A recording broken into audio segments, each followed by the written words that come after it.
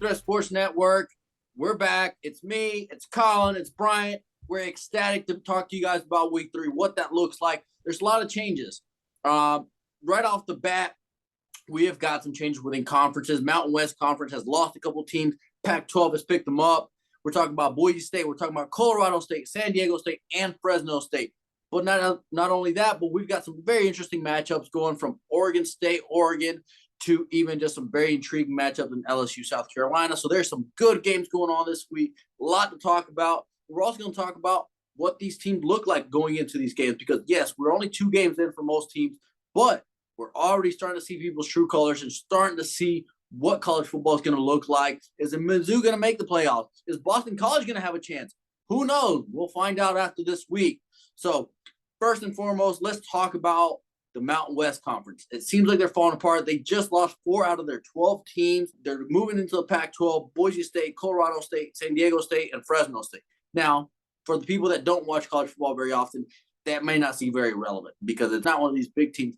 But I just got to ask, why is there so much movement across these conferences? Is it a direct reflection of NIL and everyone wanting a piece of this money? Or why is there so many recent changes in conferences in the last year? Talk to us, Colin. Yeah, to be honest, man, I kind of saw something like this coming at some point. Obviously didn't know the teams, didn't know to the extent, but did expect the Pac-12 to try to recoup a little bit, add some teams that made sense. I do think there will be quite a bit more shuffling going on here. I don't think this is by any means the end. The biggest confusion for me is that there's only 2 teams in the Pac-12. I guess I don't understand why they don't, disperse themselves and go other conferences instead of trying to rebuild one. I guess maybe they're not ready to give up on the Pac-12. Hopefully they can brand the Pac-12 again, and maybe that's part of their thought process here. I do look for quite a few more teams to try to jump ship, get in the Pac-12 since they're getting this thing going again.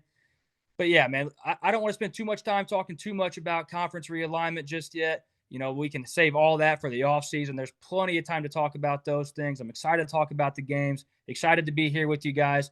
But yeah, Brian, real quick, do you have anything to add on this? I agree. I think deep down the Pac-12 knows they have kind of a, history of being those games on the West Coast, late Saturday night, and a lot of people were tuning in, even though it was midnight in our neck of the woods. So I think they're just trying to keep that history going and try to pick up as many teams as they can. And honestly, I think all the Mountain West teams are just basically going to move over there. So it's kind of the Mountain West will now be the Pac-12, it looks like. Yeah, real quick, to your point, Dave, with the NIL, I don't necessarily know if NIL itself is attached to this, but you're absolutely right. TV package deals, where the money goes, that's my thoughts on probably why the Pac-12 is standing, and they're not going to the Mountain West, probably strictly money. But once again, I have no details to back that up. This is all just kind of speculation. This is real early in the Pac-12 realignment. So I'm sure we'll get deep into it when we have more time and there's not actual games going on, and this seems real relevant. But right now, this is the least of my worries. Not too focused on that. I'm ready to get deep in this thing with you guys. Let's go. Absolutely. And speaking to getting deep into things, a lot of you guys may not know, but Colin and Brian and a couple buddies of ours were all in a fantasy league for college football. And I'm just going to point out there, I'm ahead of Brian and I'm ahead of Colin. Just throwing it out there. And why I'm excited and why I even brought this up is because it leads to our first game that we're going to talk about this weekend. So we have Arizona versus Kansas State. Tedero McMillan, he's on my fantasy team. He's crushing it. So I hope he keeps crushing it. 4 touchdowns, 315 yards, 12 receptions, averaging around 26 yards. The man is a dog. I don't see anybody stopping him. I think he is the real deal, and I think there's a reason why him and Noah Fafita have stayed there. So I'm very excited for this game. But boys, tell me, what do you guys think? Is my man McMillan, is he a dog or what? Or is it just me because he's on my team and he's crushing you guys? Absolutely, Dave. Well, first, I just want to point out your fantasy team. Don't count your chickens before they hatch, Dave. We're real early into this season. You know the old saying, sun shines on a dog's ass every once in a while. So we'll just let you roll with this for now. We'll catch back up towards the end of the season. But absolutely, man, Tet McMillan, real deal. First-round draft pick. That guy is an absolute stud. I'm sure you guys have heard it everywhere. Him and Noah Fafita, high school teammates, got a lot of continuity coming into this thing. Jed Fish leaves Arizona, heads off to Washington We kind of had some questions. What would this Arizona team look like? Not a real good showing last week against a lesser opponent. I do think they're going to get things back on track this week. Probably weren't showing the whole playbook last week. But yeah, man, Avery Johnson, the quarterback for Kansas State after Will Howard transferred out to Ohio State. I'm a big believer in Avery Johnson. I'm a big believer in K-State. If you guys have followed along with us so far on this network, we are really high on K-State. Both of those games for both these teams last week, K-State escaped a narrow margin against Tulane. Like we just talked about, Arizona escaping narrow margins against their opponent last week. Look for both these teams to get things back on track. I look for both offenses to fire at all cylinders. Not real high on either team's defense. You know what that means. You may get something from us later in this Book It segment, our favorite part of this show. Stay tuned for that later in the episode. We will touch on this game a little bit. Bryant, what do you think? I definitely agree. I think it's going to be a high scoring game. I think it comes down to what defense steps up, stopping each other's strengths. Arizona has a good passing attack. If K-State can stop that, I think they win the game, and vice versa. Kansas State has a good rushing attack, and if Arizona can stop that, I think they win the game. I think it comes down to the defense. Yeah, one thing, too, with this game that I want to talk about that probably goes unnoticed by most people, this actually is not a conference game. Both these teams are in the Big 12, but this does not count for conference standings due to the fact that Arizona and K-State had this game scheduled before Arizona had joined the Big 12. It was already on schedule, so this is not a conference game. This is a big game for both of these teams who are on the upper tier of this conference. But once again, so everybody knows and everybody is clear, this does not count for conference record. Yes, Brian, I agree with you. This rushing attack for K-State can be filthy. Giddens, Dylan Edwards, you get Avery Johnson out there using his legs. This really could be one hell of a rushing attack. And yes, I don't think Arizona's defense is impressive. So let's just see where this thing takes us. Absolutely. Absolutely. The other game that I'm very excited about is Alabama, Wisconsin. I think that is going to be closer of a game than we think. I do think Milroe is a dog. 5 touchdowns, 394 yards. How good is he? Let's be real. They haven't played anybody too special yet. So, we kind of got to take those stats with a grain of salt. Is Jalen Milroe going to be the difference maker in this game, or is Wisconsin going to show up? And is Wisconsin going to stuff Alabama? I think Alabama will take the dub regardless. It's just a matter of by how much. But, Brian, you tell me. I think Wisconsin doesn't have much of a chance in this game unless they slow it down, make it a big classic Big Ten game. If they keep Jaden Milroe in the pocket, I think they have a chance. But if he gets out and makes plays, I don't think there's much of a chance for them. Alabama has a massively good receiver, young freshman, and Ryan Williams. I think he's the X factor in this game. We'll see where it goes. I think Alabama's favored in the right spot here, 16.5 points. So Wisconsin can slow the game down. They're going to have a massive crowd. We'll see where it goes. Yeah, I'm with you guys. I'm with Alabama here. I do think Alabama big here. DeBoer and Jalen Milroe, they've taken care of business so far. It's a new combo. DeBoer comes in, obviously, replacing Nick Saban. So you kind of have some questions. How would this thing look? How would this thing start out? How would they begin the season? Do they kind of click on all cylinders right out of the gate? I haven't been overwhelmingly impressed. There is a reason we have slid them down in our rankings. But once again, this is still Bama. They're a talent-loaded roster. Jalen Milroe, Justice Haynes, Jam Miller, those two as a duo at the running back position, absolutely lethal. Alabama definitely out-talents them across the board. Tyler Van Dyke comes in as the quarterback for Wisconsin. I'm not real high, not real impressed with Tyler Van Dyke. Him and his receivers don't look great at all. I am a big Luke Fickell fan, so I do want good things for Wisconsin. Hell, I think the sport is better when Wisconsin is better. I know that's crazy to say as a Mizzou fan. We don't cheer for any of these Midwest teams around here, but the sport is better when they're better. I just don't think Tyler Van Dyke, Luke Fickell, this Wisconsin team can really get this done. If Wisconsin wants to have a chance, you have to make Alabama beat you by throwing the football. Same thing for Wisconsin. If Wisconsin wants to have a chance, they've got to beat Alabama by throwing the football. Alabama's secondary is pretty young. They do look to be like they can have a little exposure. So if Tyler Van Dyke can really rip the ball around, make some tight throws, have some explosive plays, they may have a chance. They got to get the crowd in it early, and they have to keep the crowd in it. That is an absolute must for this Wisconsin team to have a chance. This game is at 11 a.m. on Fox this Saturday, September 14th. Alabama currently sitting at minus 16.5. Once again, we may have a play on this game for you guys later in the Book It segment. Stay tuned. Hey, I just got something quick to add. I know we moved them down on our rankings, but do you guys think we're slightly, maybe a little too high on Alabama? they were sticking tight with USF last week until about midway through the third quarter. I know week 2 could be just a slip up on their part, but what do you guys think? Truthfully, Brian, I don't think we're too high on Alabama. I do think Alabama is good, but I think everybody else is also good. And I think there's a lot more teams this time around this year that are that much better than them. I do think Alabama's a top 10 thing, but I think they're on the bottom end of that top 10 because there's a lot of good teams that are performing. I mean, let's look at just our hometown team, for example, Mizzou.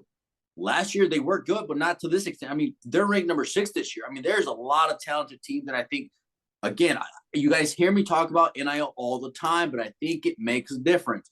There's so many teams that are picking up quality talent that otherwise would have been at Alabama and would have been a backup in Alabama. But now that they know they can secure the bag somewhere else and be a starter, they're going different avenues. So now more teams are stacked. Alabama doesn't have, yes, they're still deep, but they're not, 4 or 5 quarterbacks deep at their position. Versus now, the talent's a little bit more spread out. So I don't think that we're too high on Alabama, but I just think everybody else is just that much better this year. Yeah, Dave, honestly, I agree with you 100%. Brian, I also agree with you. I've kind of gone back and forth on this a little bit. I don't want to say that we're too high. I know this sounds really dumb. I don't want to say we're too high. I don't want to say we're too low. I think kind of right where we have them is the right spot right now. Once again, we've talked about how we do our top 25 based on eye test, based on what they put out there and show us. So I feel like we kind of have them in the right spot. But yeah, Dave, to your point, there's a lot of parity. There's a lot of talent spread out. Teams aren't quite as deep as they used to be. Yeah, man, Alabama right here. I think they do look to make a statement in this game. I think DeBoer wants to make a statement in this game because there's a lot of questions out there on networks and shows like we're talking about right now. Is Alabama too high? I think we'll find out really who Alabama is this weekend against Wisconsin. I cannot wait for this game. I want them to make some statements. Yeah, one last thing to add. I think part of it might be just the fact that we don't see Nick Saban on the sideline. He's been there for many, many, many years, and that's kind of what we're used to. Now we don't see different coach. We think they're immediately going to take a step down. I agree with you. I think we have them in the right spot. So see where they go from here. Well, everything I read coming out of that camp too talks about how DeBoer is a much more relaxed coach, kind of more of a player's coach, not so hard-nosed and hardcore and set in his ways like Nick Saban was, which obviously worked out well for Nick Saban. So we're not going to sit here and point fingers or anything that he did wrong because he did nothing wrong. It all worked out. But yeah, just a new look for this whole entire Alabama football team. Speaking of Nick Saban, we're going to another head coach, Billy Napier, Texas A&M at Florida, Saturday, 2:30, ABC. A&M is a -4.5. What is Billy Napier thinking right now? Does he play Lagway? Does he play Mertz? Obviously Graham Mertz has a proven success at Wisconsin. Wasn't anything crazy, but he's a solid quarterback. He's not. I don't think he's going to be the guy that's going to make the difference for you. I don't think he's going to win a game for you, but he's going to be consistent, and I don't think he's going to make a lot of mistakes. But then you have DJ Lagway on the other side. The guy is fast. He's got a cannon of an arm. He's proven he can sling the rock. I mean, me personally, I'm more of a full send guy. I'm going to risk it. I'm going with Lagway. Go all the way with him. If you need somebody that's more safe, more secure, let's say you're blowing him out. Throw in Graham Mertz. Let him get some reps. Say, allow Lagway to not take as many hits. Worst case scenario, you start to get beat. Throw in Graham Mertz. He's not going to be worse, but he might not be better either. So I think we go with Lagway, and I do think personally, I think Florida's going to take the dub here. I know they're not the favorite. I think Florida is potentially on the come up. So I think Florida's going to do well. Colin, I see you over there, kind of thought process. What do you got thinking? You thinking it's Texas A&M? Like, what are you thinking? I mean, come on, Connor Wegman. I can take his spot, and I've never played football. So tell me, what do you think? Is Texas A&M going to catch the dub here? Dave, you just stick to what you do, man. You ain't taking Connor Wegman's spot. But yes, I agree with you. Connor Wegman has not looked impressive at all. I'm not impressed with this Texas A&M offense in any way, shape, or form. I think Mike Elko is probably pretty down on how they've played up to this point. They have to get the run game going against this Florida front seven if they want any chance at all to win this football game, in my opinion. I'm going to lean with you, Dave. I really am. I lean Florida in this game. This is a home game for Florida. But let's talk about the DJ Lagway Graham Mertz situation. The last thing you want to do when you're a head coach sitting on a incredibly hot seat is have a quarterback controversy. Well, Billy Napier, you've got it all going for you now. Terrible schedule. Everybody's down on you. And now the quarterback controversy has begun. If you play Graham Mertz and Graham Mertz comes out in the first drive of the game, your Florida offense goes 3 and out, what do you think the whole entire fan base is chanting? We want Lagway. So if I'm Billy Napier, I'm going to take a different stance on this. If I'm Billy Napier, I'm 100% playing DJ Lagway. Here's why. If DJ Lagway comes out and rocks, you can hang your hat on to the Florida administration. Hey, I recruited this guy. I brought this quarterback in. He's staying with me. If you fire me, you now risk the chance that DJ Lagway may jump ship because he obviously liked something that I pitched to him, so that's why he's here. Also, if DJ Lagway comes out and lights it up, you can also sell the program, hey, we are trending in the right direction. This is our quarterback of the future. This is everything we want. This is what we're building towards. I just don't think the Graham Mertz situation is the right move to say for Billy Napier. I just think it can cause all kinds of problems. Now, obviously, you can still go out and lose this football game with DJ Lagway, and then you're going to get questions in the press conference after the game. Hey, where was Graham Mertz? Last I had read, Billy Napier doesn't want to name a starting quarterback, doesn't want to drop a depth chart, wants to keep this thing wide open, probably go back and forth. And in my opinion, that makes it that much harder for the offense, makes it that much harder for the team to click. You're now running out, essentially probably 2 playbooks. They're different style quarterbacks. You know what you're going to get with Graham Mertz. You already know. You've already been down that road. I think it's time for Billy Napier to try to save his job at this point and trend this team in the right direction with a new quarterback. Yeah, I agree with you, Colin. I think Graham Mertz type quarterback only works in this Florida program when they have a similar offense than they had a few years ago with Trask and Kyle Pitts and Kadarius Toney. That this Florida team just doesn't have those type of players on the outside. And so if you're going to play Mertz, you almost need some players like that, and he really doesn't. Now that being said, DJ Lagway is kind of the opposite, more Anthony Richardson type player, can make plays with his feet and make his teammates better. So, I think I agree with both of you. I think we've got to roll with Lagway if I'm Billy Napier and the Florida Gators. Going from Florida, talking about the SEC, next matchup, I know we're all excited for it. It's going to be Boston College at Mizzou, 11:45 a.m. I've been hearing a lot of exciting stuff about it. People think it's going to be a close game. Truthfully, and I don't want to be that bandwagon fan and say we're going to blow them out by 50. So Mizzou has had a great defense. We haven't gave away any points, but we haven't played anybody too crazy. The exciting thing is, personally, I think Mizzou has probably one of the best receiving corps in the country, and that's even leaving Luther Burden outside of this. Theo Wees, we've got a lot of talent. I mean, we can sling the rock. I think it really comes down to, is Brady Cook going to be up to par? Like, is he going to get them those good balls?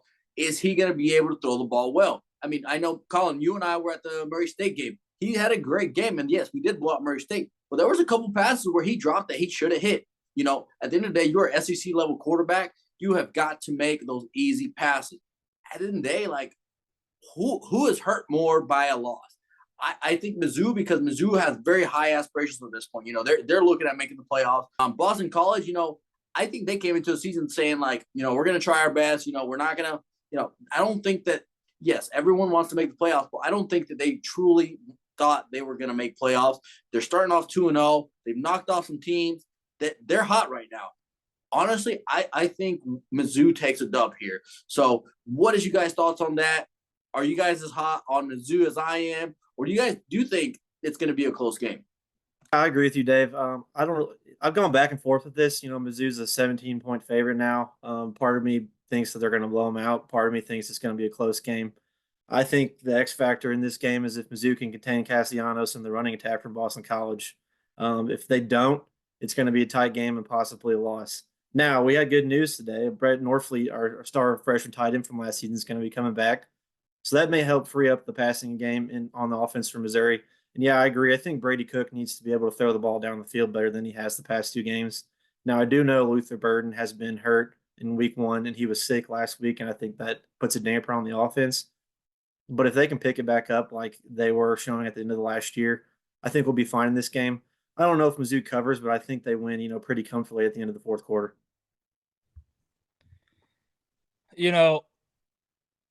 We've been Mizzou fans our whole life, and this is the kind of game that scares me as a Mizzou fan. This is the kind of game where Mizzou comes in and kind of lays an egg, either and honestly ends up losing the game or escapes by a narrow margin. But I want to talk something different here. This is a different style Mizzou team. The old school Mizzou teams come in these first two games. You play Murray State, you play a team like Buffalo. You come in and you grind out a victory, keep it way closer than it should have been, let all the fans down. Everybody starts to think, okay, we're not that good. This Mizzou team has left zero doubts in my mind. This Mizzou team is different.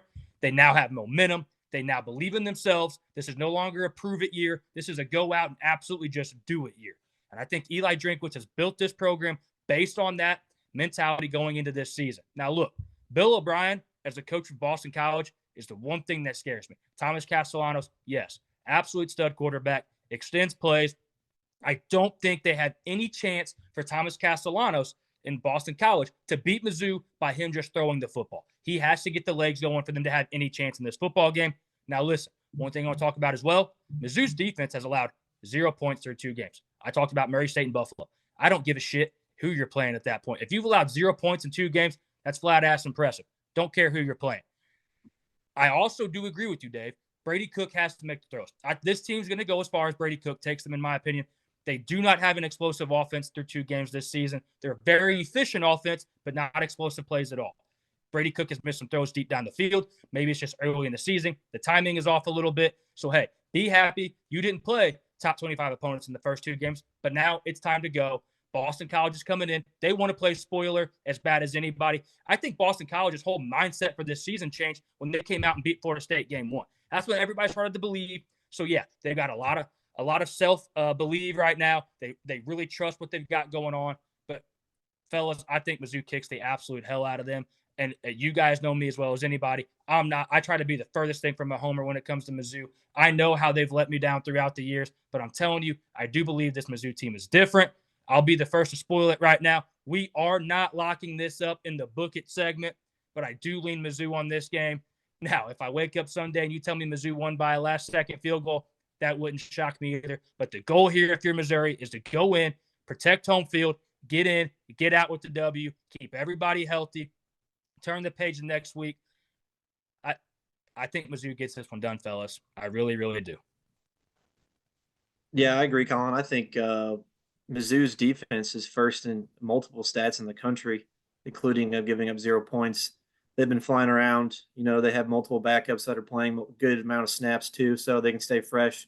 I think if that defense shows up like it has, even though we were playing inferior opponents before, you know, I think Mizzou has a very good chance of winning this game, maybe even big time. Well, I think Mizzou just leans on them, right? I mean, I think Mizzou is better in the trenches. I think Mizzou has the far more better athletes, especially on the outside.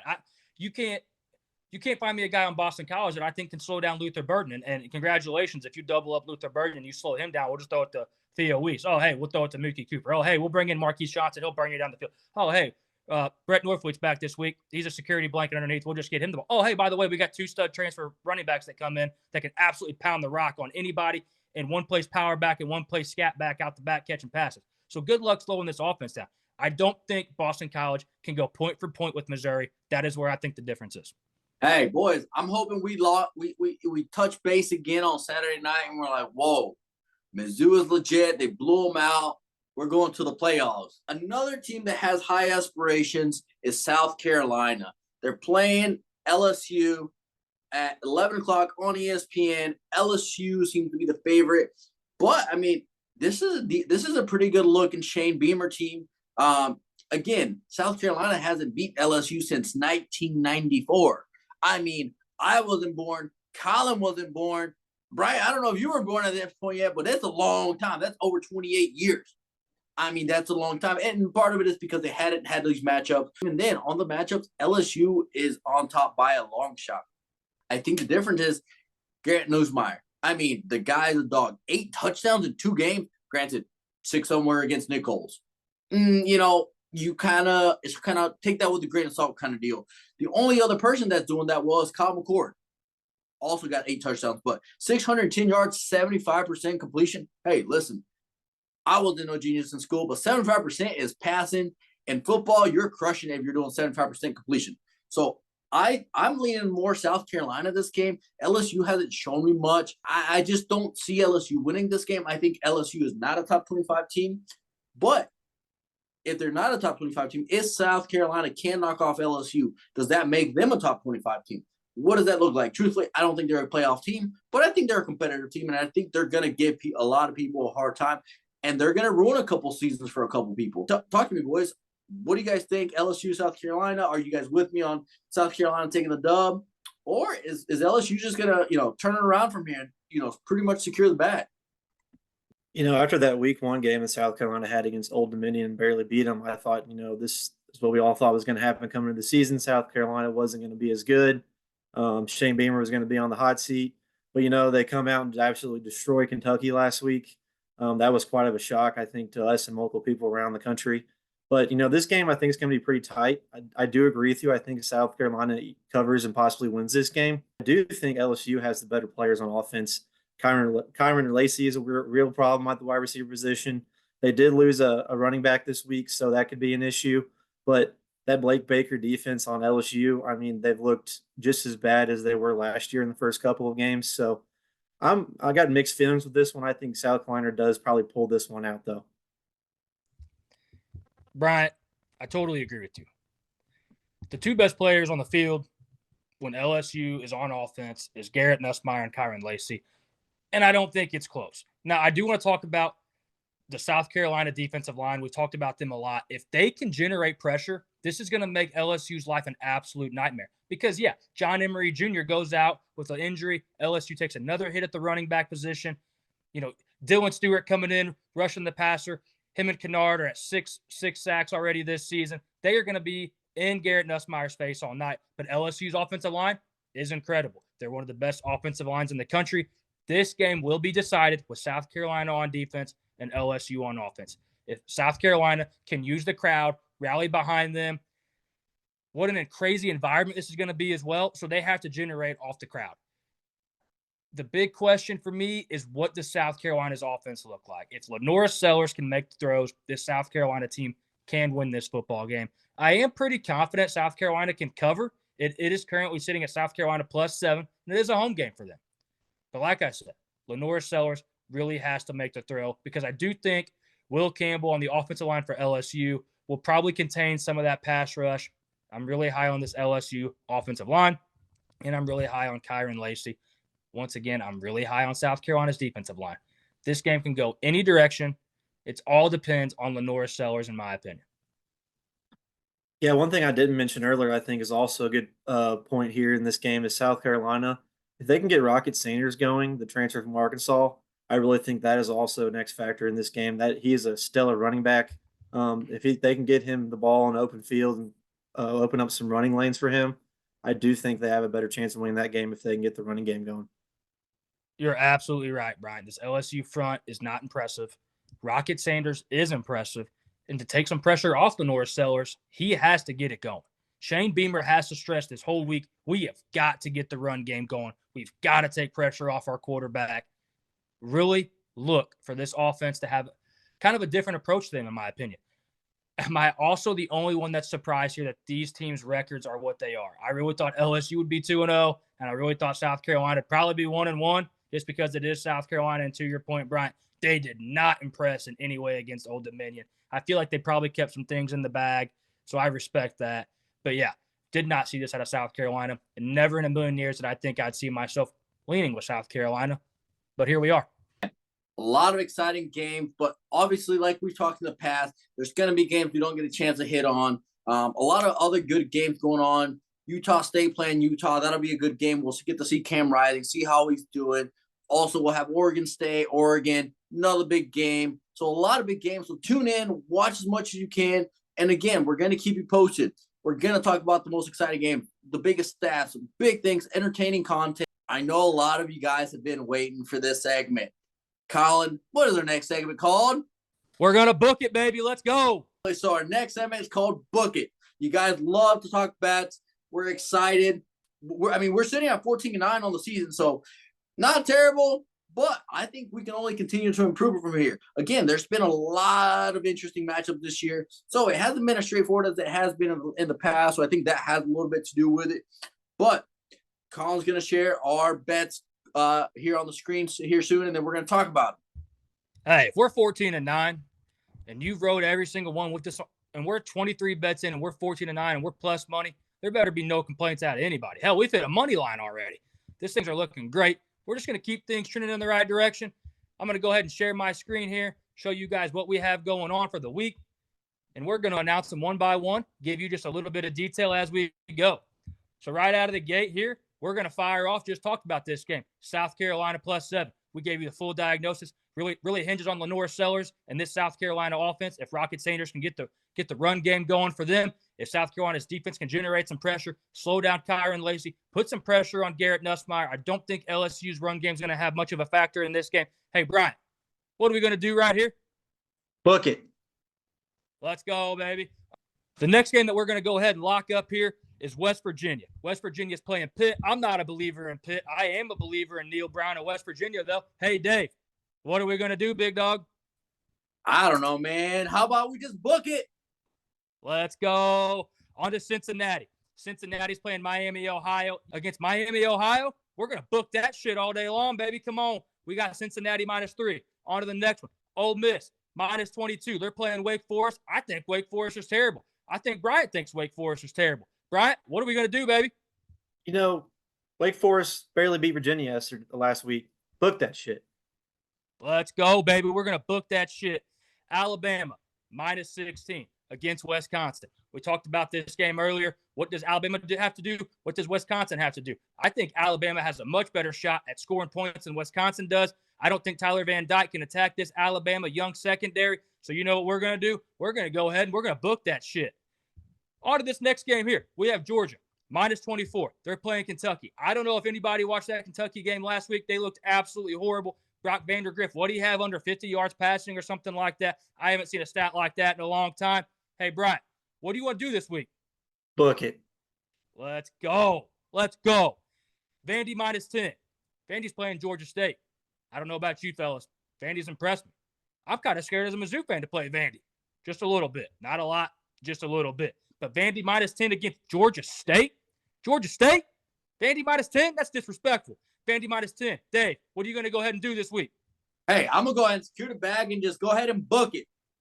Let's book that shit, Dave. You know what we do here. Arizona, K-State. Talked about this game a little bit. I don't know if either team has much of a defense to slow the other one down. You mean to tell me that I can get this at 58.5? If I can get this at 58.5, hell, I'll take this at 60. I'm going to go ahead and book that shit. Arizona, K-State, over 58.5. Book it all day long. This last game we're going to talk about here before we get into the wife's picks, girlfriend's picks, whatever we want to call them. But, hey, we got Texas State +1. Right now, that game is currently going on in the background. Texas State +1. It's 21-21 right now at halftime. Looked real confident earlier in Texas State +1 when they were up 21-7. Not sure how the wheels fell off. We're here with you guys right now, so we missed what happened. But Texas State +1, I don't care if they're down 21-7 right now. We're going to ride with it. Texas State +1, we're going to book that shit. Brian, go ahead and tell me what your girlfriend picked this week, buddy. You know, this isn't a homer pick whatsoever. UNLV is playing the beloved Kansas Jayhawks. You know, this is a little bit of a saucy pick, UNLV +9. But you know what? I don't care. Book it. Hey, I'm going to book that shit with her. I trust her. UNLV all day. Barry Odom there, ex-Mizzou coach. Hey, didn't look great at Mizzou. UNLV's kicking on all cylinders, though, baby. Dave, what's your wife got this week for us? Because Colorado going against us last week really didn't work out very well for her. Listen, I'm going to go ahead and tell you. At least she's consistent. She's still picking Colorado. They're playing Colorado State. Personally, I think Colorado State is going to knock them in their teeth. Colorado's going to be back to being the team that they were. Deion Sanders is going to have to shut his mouth. Everyone's going to just have to get over Colorado not being good. They're just not good. I don't think they're terrible, but they're not what Deion Sanders got them panned out to be. But, hey, if she's going to stick with Colorado, I'm going to ride with her. She's probably going to be wrong, but, hey, let's see what happens. Hey, is Deion her cousin? I just can't understand why she just keeps riding with the Sanders family, because we don't ride with them on this network here. My wife taking App State -1.5. I'm going to be honest. I forgot who they're playing. Probably not going to ride with my wife on this one, this -1.5, but she wants me to talk about it here. I asked her what some details were on this game. She said, I don't know. Just feeling it. So, hey, I'm not feeling it. But anybody out there that wants to ride with her, she's 1-1. Go ahead. Take it if you want it. Don't come back to me on this one. She always gets me in trouble. I know we've talked to you guys about, hey, ask us questions, give us comments, give us feedback. We want to know, one, how to get better. Two, we want to interact with you guys because at the end of the day, you guys are the people keeping us going, keeping those views. The more you guys view, the more content we can bring, the more exposure we get, and the more exciting this will be. So one comment we did have was, and I quote, better put that dog quarterback in the mix. And they're talking about Carson Beck.